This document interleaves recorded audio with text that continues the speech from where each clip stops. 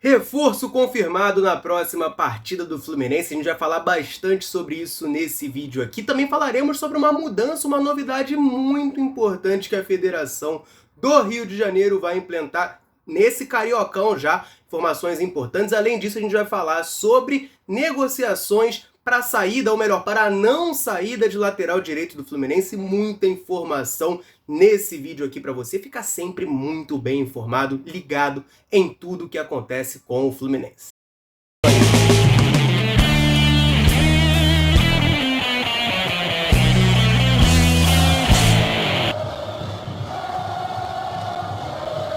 A molecada de Xerém não para de dar show no futebol europeu. Trouxe essa semana aqui no canal os números do atacante João Pedro lá do Brighton, meteu 3 gols na vitória contra o Sheffield United pela FA Cup, e agora tem mais 2 moleques de Xerém, mais 2 atacantes formados no Flu, se destacando muito lá no velho continente. Eu quero começar, já que a gente estava falando do João Pedro da Inglaterra, eu quero começar pela Inglaterra mesmo, falando do Matheus Martins, gente. O Matheus Martins teve uma passagem pelo profissional do Fluminense em 2022 e foi negociado ainda muito jovem com o Watford da Inglaterra. O Watford disputa a 2ª divisão inglesa e o Matheus Martins tem conseguido boas atuações por lá. Nesse último final de semana, no domingo, dia 28, também conhecido como ontem, Matheus Martins fez um belo gol de falta na vitória da sua equipe, no empate da sua equipe contra o Southampton pela FA Cup. Eu me confundi porque o Watford saiu na frente, tomou o empate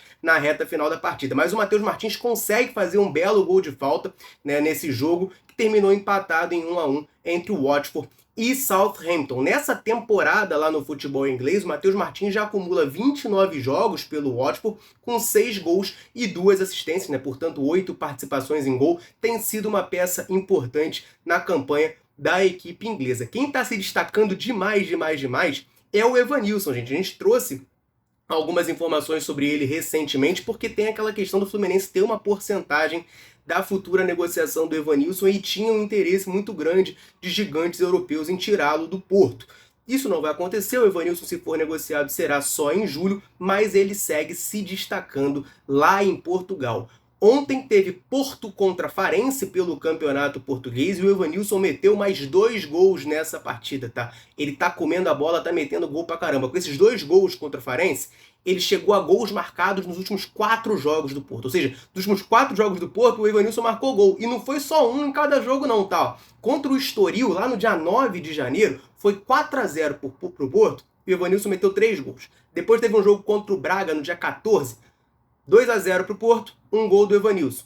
Goleada contra o Moreirense, dia 20 de janeiro, 5-0. Nesse jogo o Evanilson estava econômico, meteu só um golzinho. E nessa partida de ontem, 3-1 contra a Farense, mais 2 gols do moleque de Xerém. Tá comendo a bola no futebol europeu, faz falta demais, Essa molecada faz falta aqui, ajudaria muito. A gente não tá precisando de artilheiro, A gente tem o Germancano que mete gol a rodo também, mas seria muito bom ter o Evanilson por aqui. Esse moleque joga muita bola e tem muito futuro.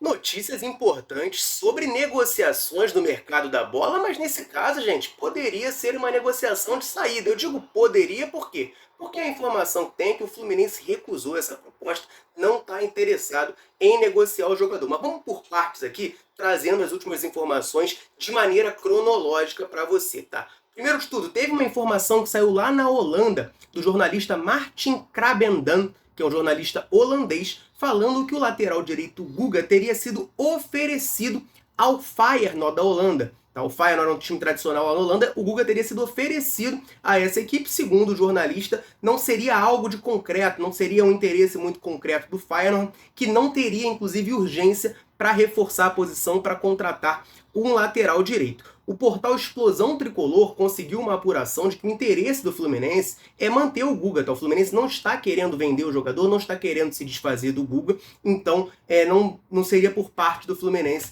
esse oferecimento do atleta à equipe holandesa. E aí, gente, isso aqui concorda um pouco, vai um pouco ali de encontro. Há uma informação que saiu na noite de ontem pelo jornalista Vene Casagrande de que o Fluminense teria recebido uma proposta oficial de 5 milhões de euros do Feyenoord da Holanda para comprar o lateral direito Guga, né? Eles queriam 80% do Guga por esse valor, 5 milhões de euros, dali cerca de 26,8 milhões de reais. Ontem à noite, logo depois dessa informação do Vene Casagrande, saiu, né? O próprio Vene falou e outros que cobrem o Fluminense falaram que a informação da assessoria de imprensa do Fluminense é de que não havia proposta. O Fluminense não havia recebido nenhuma proposta. O Vene Casagrande postou na tarde dessa segunda-feira que a assessoria do Fluminense tinha negado, mas o André Curi, agente do jogador, tinha confirmado que existe essa proposta, e o André Curi só teria apresentado a proposta, ligado para o Fluminense para dizer, ó, tem uma proposta aqui, nessa segunda-feira. E aí ele falou com o Paulo Langione, né, que é o responsável pelo futebol do Flu, apresentou a proposta do Feyenoord, perguntou se o Fluminense tinha interesse em negociar o lateral Guga. Ouviu de pronto do Fluminense que não. Por esses valores, o Fluminense não tem interesse em vender, consideram o Guga importante e querem utilizá-lo. Então, concordando aí com a apuração do Explosão Tricolor, Guga, proposta recusada do Feyenoord. Fluminense fica com o jogador e eu considero isso um grande acerto, tá? O Guga, por mais que seja reserva hoje, gente, é um reserva muito importante. É um cara que, assim, o Guga, quando o Fluminense precisou, ele teve uma capacidade de entrar naquelas fogueiras ali em jogos difíceis e cumpriu o seu papel. A torcida do Fluminense, uma galera, tem uma implicância que eu acho natural por conta das partidas que o Guga fez improvisado na lateral esquerda. Ali ele realmente jogou muito mal. Mas como lateral direito, que é a função dele, eu só lembro de uma partida ruim. Que foi contra o Fortaleza lá no Castelão, que ali realmente o Moisés, né, que a gente pediu muito no Fluminense, acabou com o Guga naquele jogo. Mas de resto, sempre cumpriu bem seu papel na lateral direita. E assim, é um jogador que o Fluminense comprou por 2 milhões de euros, né, cerca de 10 milhões de reais. O Fluminense não possui 100% do Guga, possui só 50%. Então, não ganharia o quê? Cerca de 15 milhões de reais numa venda dessa. A gente teria um lucro, vamos dizer assim, de 5 milhões de reais, o valor que a gente pagou pelo valor que a gente vai receber. Cara, qual lateral no mercado hoje a gente consegue comprar com 5 milhões de reais que vai oferecer e vai entregar o que o Guga entrega pro Fluminense? Eu, sinceramente, não conheço nenhum, tá? Acho que não existe isso no mercado, a gente está vendo como o mercado está inflacionado, então acho perfeito o Fluminense recusar. Eu sei que 26,8 milhões de reais é uma coisa que chama atenção, ainda mais se a gente pensar que o Guga é reserva do Fluminense. Mas, gente, o mercado está inflacionado. Se o Fluminense não estiver precisando urgente desse dinheiro, o que não parece ser o caso, até porque o Guga não era um dos jogadores mais cotados ali para serem negociados pelo Flu, a gente tem que recusar mesmo essa proposta, então eu acho perfeita a postura da diretoria tricolor. Rápida pausa aqui no vídeo para dar uma moral para a galera que está sempre ligada aqui na Central, sempre nos dando moral. Em todo vídeo eu convido você que está aí nos assistindo a deixar um comentário aqui embaixo nos contando o seu nome e de onde você nos assiste. A gente gosta muito de saber até onde a Central alcança nesse mundo gigantesco. A galera chega junto, deixa o comentário aí e sempre que a gente pode aqui no vídeo, a gente vem e manda um abraço para a rapaziada. Então nesse vídeo eu quero mandar um abraço para o Ed Wilson lá de Joinville, em Santa Catarina, para o Salles de Doutor Severiano, no Rio Grande do Norte, para o José Carlos de Guaratinguetá, para o Geraldo de Alagoas, para o Antônio Carlos lá de Bacabal, no Maranhão, para o Lauderan de Gama, no Distrito Federal, para o Adenailton de Jacobina, para o Eduardo de Rio das Ostras, para o Azam Ali, que está lá de Toronto, no Canadá, assistindo a gente, olha que maneiro, o André de Rio Fortuna, em Santa Catarina, o Raimundo do Litoral de São Paulo e para o Newton de Santa Cruz. Um abraço para a galera e, claro, convite para você que está assistindo. Quer que a gente cite o seu nome, mande um abraço para você em algum vídeo da Central?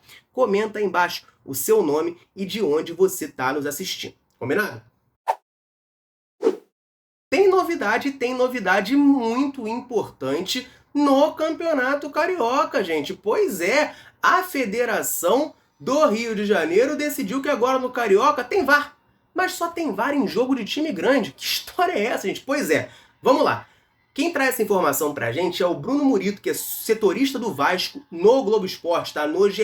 E ele traz isso, que a FERJ decidiu que vai colocar VAR em jogos dos times grandes, em todos os jogos dos times grandes, no Campeonato Carioca, já a partir dessa edição, né? Então a gente teve 4 rodadas já sem VAR, mas daqui pra frente, ou melhor, a partir da 6ª rodada, ou seja, a partir do Fluminense e Boa Vista, vai ter VAR.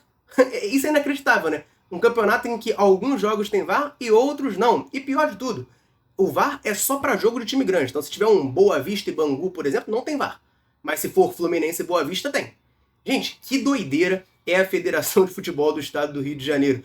Segundo o Bruno Murito, Essa decisão é devido à arbitragem considerada polêmica no Vasco 2-2 Bangu, realizado ontem lá em Brasília, né? O Vasco tem um jogador expulso no começo do jogo, Jair, a torcida vascaína reclamou muito dessa expulsão, eles conseguem virar o jogo, depois o Bangu tem um jogador expulso, né? Antes deles virarem, na verdade, o Bangu tem um jogador expulso, aí o Payet vira o jogo no finalzinho, quando parecia que o Vasco ia vencer, tem um pênalti do Medel em cima do atacante do Bangu, vascaínos reclamaram muito, disseram que não foi pênalti. Bom, o Bangu converteu ali 2-2 e o Vasco acabou não vencendo. O Bangu conseguiu seu primeiro ponto no campeonato. Segundo o Bruno Murito, setorista do GE, essa arbitragem considerada muito polêmica fez com que a FERJ decidisse colocar VAR no campeonato, mas somente nos jogos dos times grandes. É importante enfatizar isso aqui, tá? Eu não consigo conceber isso. É somente nos jogos dos times grandes. Cara, cadê a isonomia desse campeonato? Então, se você é o Bangu, quando você joga contra o Fluminense tem VAR, próximo jogo não vai ter, né? Mas enfim, exemplo aqui. Bangu e Fluminense tem VAR, mas Bangu e Boa Vista não tem. Bangu e Nova Iguaçu não tem. Cara, que maluquice é essa? Sem contar que assim, já teve 4 jogos, vão ser 5 jogos no total, né? 5 rodadas sem VAR, para depois ter VAR. Cara, a Federação de Futebol do Estado do Rio de Janeiro, ela realmente assim, é uma caixinha de surpresas, né? Ela sempre, enfim, nos trazendo essas coisas fantásticas, né? Assim, pra não dizer o contrário. É inacreditável, cara. Inacreditável isso. Legal botar o VAR, beleza, mas se você tem condição de colocar o VAR a partir da 6ª rodada, por que você não colocou desde o início do campeonato, meu Deus do céu? Por que você esperou ter uma arbitragem polêmica entre Vasco e Bangu pra você botar o VAR? Se existir condições, por que você não fez isso desde o começo? Depois o pessoal reclama que o Campeonato Carioca tá sucateado, que ninguém se importa. Eu fico passando mal, né? Que eu gosto do Campeonato Carioca, eu defendo que o Fluminense tem que levar a sério, tem que ser campeão, mas aí aparece a galera falando que o Fluminense não tem que ligar pro estadual. Eu tô cada dia mais tendo dificuldade de argumentar com esse pessoal, porque assim, o campeonato não se leva a sério, né? A federação que organiza não leva o campeonato a sério, fica até difícil de pedir pro Fluminense levar a sério, né? Enfim, tá aí. Vamos botar o VAR. Legal, eu acho muito bom que bote o VAR. Mas por que não botou desde o começo, meu Deus do céu? Enfim, é isso, galera. Essa informação vai ter VAR a partir da 6ª rodada do Campeonato Carioca. E falando em Campeonato Carioca, falando em Bangu, vai ter reforço confirmado do Fluminense estreando contra o Bangu na próxima rodada do Campeonato Carioca. Pois é, galera, a gente viu, né, no último domingo contra o Nova Iguaçu lá no Luso Brasileiro, tanto o Gabriel Pires quanto o Renato Augusto fazerem as suas estreias, né? O Gabriel Pires saiu muito aplaudido pela torcida, fez uma estreia que eu considerei bastante boa. O Renato Augusto, então, nem se fala, né? Entra ali no segundo tempo e, cara, ele é muito diferente, né? Ele é muito elegante. Cara, eu sou muito fã, eu sou muito suspeito pra falar, tá? Mas jogou muito bem também o Renato Augusto e a gente deve ter mais uma estreia confirmada para a partida contra o Bangu na próxima quinta-feira, 9h30 da noite. Isso é porque o meio-campista Terãs foi regularizado no BID, a situação contratual dele está regularizada e ele está apto a estrear pelo Fluminense. Segundo o jornalista Vitor Lessa, isso vai acontecer na quinta-feira contra o Bangu e ele vai além. Ele diz que o Terãs só não estreou contra o Nova Iguaçu porque a documentação ainda não havia chegado e ele não havia sido regularizado. Vale lembrar que o Terãs treina com a equipe do Pachuca, né, sua antiga equipe, desde o dia 15 de dezembro. Estava rolando a pré-temporada lá do Pachuca, ele já estava treinando. Então ele está em boas condições físicas para já começar a ter alguns minutos, né? Até falei isso na live pré-jogo que a gente fez aqui no canal antes do jogo contra o Nova Iguaçu, falando, pô, me surpreendeu o Gabriel Pires estrear antes do Terãs, mas é por isso, o Gabriel Pires já tinha sido regularizado, o Terãs ainda não. Vale lembrar que ele assina com o Fluminense até o fim de 2026, é até agora a maior em termos financeiros, contratação da janela tricolor. O Fluminense está pagando cerca de 14 milhões de reais para tirá-lo da do México e trazê-lo pro Flu. Tô bastante ansioso para ver o Terãs e tô gostando de ver que agora o time já tá começando a tomar forma, né? A gente teve os 4 primeiros jogos aí com a molecada, 3, né? E aí no quarto já entrou o Gabriel Pires, o Renato Augusto, próximo jogo já vai ter o Terãs, já vai começando aos poucos a ganhar forma o time do Fluminense e é muito bom que isso aconteça de maneira tranquila, já que o Fluminense é líder do Cariocão. O Marcão conseguiu, né, muito bem, cumpriu o seu papel nesses 4 primeiros jogos, não perdeu nenhum, 3 vitórias, 1 empate. Então o Fluminense em bom caminho, né, bem encaminhado aí, para agora os reforços chegarem, começarem a fazer a sua estreia com tranquilidade, a gente conseguir o título da Taça Guanabara e o Tri Carioca, né? Por mais que a federação não leve muito a sério o campeonato, eu valorizo e, pô, adoraria ganhar o Tri Carioca. Eu nunca vi o Fluminense ser tri, eu adoraria ver isso nesse ano, então teremos Terãs contra o Bangu na quinta-feira. Beleza, galera? Eu quero, claro, que você deixe um comentário aqui embaixo. Tá ansioso para ver o Terãs? Como é que você quer ver o Terãs jogar? Você acha que dá pra botar Renato Augusto e Terãs juntos? Você acha que eles brigam por posição? Comenta aí pra gente trocar aquela ideia, combinado? Eu vou ficando por aqui. Um abraço, saudações tricolores. Tamo junto!